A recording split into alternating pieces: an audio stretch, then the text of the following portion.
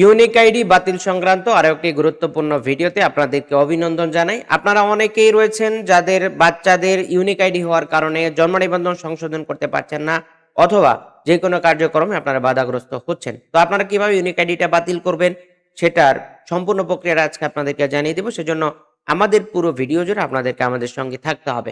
তো আমরা পুরো ভিডিও জুড়ে আপনাদেরকে বলে দেব। তার আগে বলবো, আপনারা যারা আমাদের চ্যানেলে এখনো নতুন আছেন অবশ্যই চ্যানেলটিকে সাবস্ক্রাইব করে দিবেন।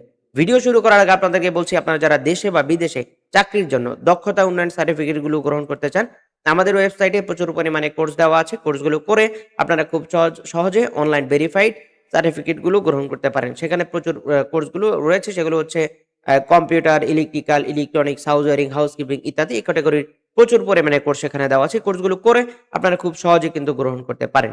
তো আজকের মতো আমরা আমাদের মূল ভিডিওতে চলে যাব, ইউনিক আইডি বাতিলের মূল ভিডিওতে।